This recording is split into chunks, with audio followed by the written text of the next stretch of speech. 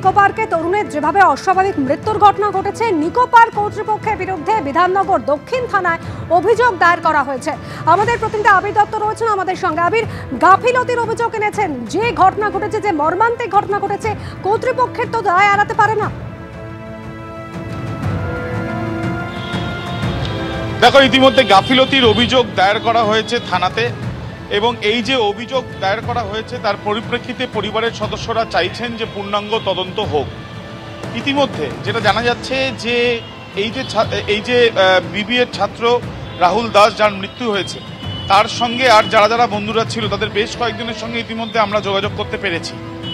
তাদের যেটা বক্তব্য যে গতকাল 11টা থেকে 11:30টার মধ্যে তারা মিট করে এবং ঠিক 12টা থেকে 12:15টার মধ্যেই তারা ওই পার্কে প্রবেশ করে এবং দুটি রাইডে তারা ওই ওয়াটার পার্কে দুটি রাইডে তারা চড়ে এবং তারপর এই যে কৃত্রিম জলপ্রপাত বা নায়াগ্রা ফল, যেটা তারা নাম দিয়েছেন নিকো পার্ক কর্তৃপক্ষ, সেখান থেকেই একেবারে সিঁড়ি পর্যন্ত প্রায় চলে আসে অসুস্থ অবস্থায় এই রাহুল দাস, এবং তারপরে সিঁড়ির কাছে এসে সে বসে পড়ে।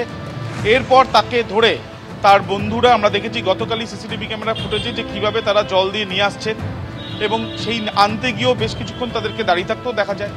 এবং তারপর যখন তাদেরকে নিয়ে আসা হয়, একটু জুম করলেই বোঝা যাচ্ছে ভিডিওতে যে একটু সিপিআর দেওয়ার চেষ্টা করা হচ্ছে বা বুকে পাম্প করার চেষ্টা করা হচ্ছে।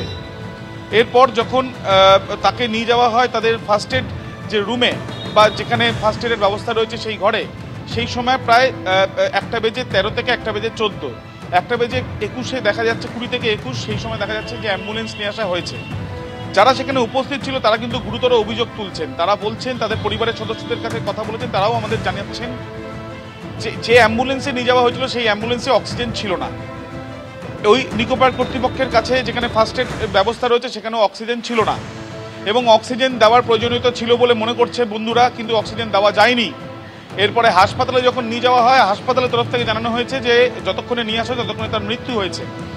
এই যে পুরো বিষয়গুলো, সেগুলোকে সামনে রেখেই পরিবারের সদস্যরা তারা মনে করছেন যে এটি সম্পূর্ণভাবে গাফিলতির জেরেই হয়েছে। যদিও ময়নাতদন্ত হবে। আরও একটি বিষয় যেটা পুলিশের স্ক্যানারে রয়েছে, সেটা হচ্ছে যে জায়গাতে এই অসুস্থ হয়ে যাওয়া বা যে জায়গাতে সে বসে পড়ার এই ঘটনা ঘটেছে, সেই যে কৃত্রিম জলপ্রপাত বা নায়াগ্রা ফল, সেটা ঠিক উচ্চতা থেকে জল পড়ছে, সেই উচ্চতাটা কমপক্ষে 20 থেকে 25 ফুট। ওপর থেকে জল পড়ার জন্য জলের গতিবেগ, জলের স্পিড এবং যথেষ্টই বেশি ছিল। সেই ক্ষেত্রে কোনো কিছু হয়েছিল কিনা সেই বিষয়টাও ময়নাতদন্তে আরও বেশি স্পষ্ট হবে বলে জানা যাচ্ছে পুলিশ সূত্র থেকে। ধন্যবাদ আবির। মৃত যুবকের বন্ধুরা তারা কিন্তু অভিযোগ করছেন যে নিকো পার্ক কর্তৃপক্ষের কাছে আপৎকালীন সাহায্য চাওয়া হয়েছিল, কোনো সাহায্য পাওয়া যায়নি, এমনকি ডাক্তারেরও দেখা পাওয়া যায়নি। কর্তৃপক্ষ কি বলছে শোনো।